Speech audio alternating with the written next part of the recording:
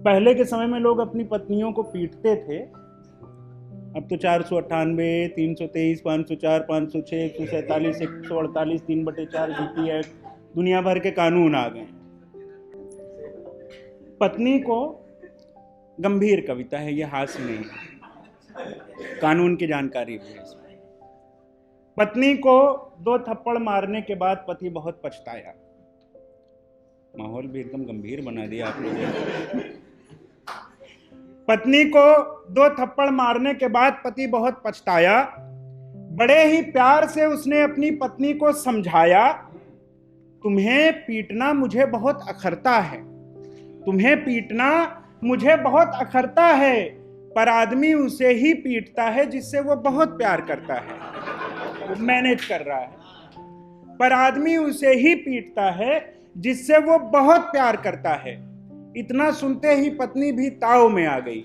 नारी सशक्तिकरण मतलब पुरुष असक्तिकरण।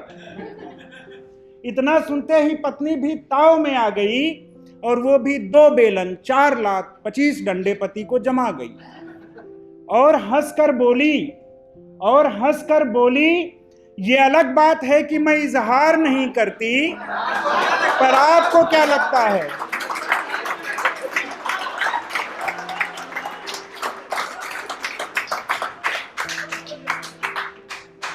अच्छा, वो यहाँ मेरे प्रेरणा स्रोत हैं भाई, आपको समझना चाहिए। ये ग्रह हैं, हम उपग्रह हैं। हाँ, नहीं, बागी भाई का मैं इसलिए भी बहुत सम्मान करता हूँ, नीतीश भाई का इसलिए बहुत सम्मान करता हूँ। एक बार नीतीश भाई की तरफ ध्यान से देखिए, फिर मैं अपनी बात कहूँगा। मैं नीतीश भाई का इसलिए बहुत सम्मान करता हूँ, वास्तव में आप तालियां बजा सकते हैं इनके सम्मान में, क्योंकि जिस महफिल में नीतीश भाई जाते हैं वहां उजाला हो जाता है, अंधेरे में दिखाई नहीं पड़ते हैं। इस वजह से वो that was the actual reason behind this. हाँ, शेर सुनिए कि होके कैद कफस में कोई, होके कैद कफस में कोई मेरे अंदर चीख रहा है। होके कैद कफस में कोई मेरे अंदर चीख रहा है। मैं तो अब खामोश हूं लेकिन, होके कैद कफस में कोई मेरे अंदर चीख रहा है। मैं तो अब खामोश हूं लेकिन मेरा सितमगर चीख रहा है। मैं तो अब खामोश हूं लेकिन मेरा सितमगर चीख रहा है। और ये शेर की धोखे से कातिल ने कल शब मेरी पीठ पे वार किया।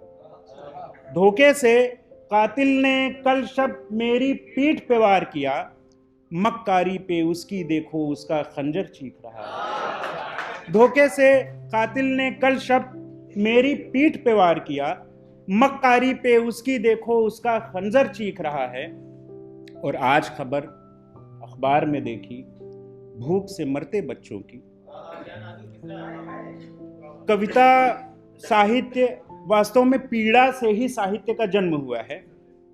महर्षि वाल्मीकि ने जब देखा कि 2 क्रौंच पक्षी के जोड़े आपस में प्रेम कर रहे हैं और व्याध का बहेलिये का एक तीर लगता है, तो वहां से साहित्य का, सिर्फ संस्कृत साहित्य का नहीं, पूरे विश्व के किसी भी भाषा के साहित्य के पहले श्लोक, पहली रचना का जन्म होता है कि मानिषाद प्रतिष्ठान त्वं गमः शाश्वती समाह यत् क्रौंच मिथुना देवकम वधीः काम मोहितम। तो वहां से जन्म होता है साहित्य का। साहित्य पीड़ा से ही साहित्य का जन्म हुआ है कि आज खबर अखबार में देखी भूख से मरते बच्चों की, आज खबर अखबार में देखी भूख से मरते बच्चों की, मेरे अंदर जज्बातों का एक समंदर चीख रहा है। मेरे अंदर जज्बातों का एक समंदर चीख रहा है। और शायरी इशारे किनारे का नाम है कि तू झूठा हाकिम है, तू झूठा हाकिम है, दावा झूठा सभी खुदाई का।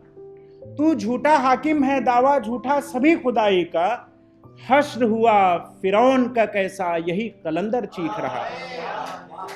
तू झूठा हाकिम है, दावा झूठा सभी खुदाई का। हश्र हुआ फिरौन का कैसा, यही कलंदर चीख रहा है। और ये शेर बतौर खास कि दुनिया की हर जंग फतह करने का सपना देखा था। दुनिया की हर जंग फतह करने का सपना देखा था, फिर भी हाथ नहीं कुछ आया, आज सिकंदर चीख रहा है। फिर भी हाथ नहीं कुछ आया, आज सिकंदर चीख रहा है। और शीरी भी बेजान हुई है, हो के जुदा फरहाद से कल। शीरी भी बेजान हुई है, हो के जुदा फरहाद से कल।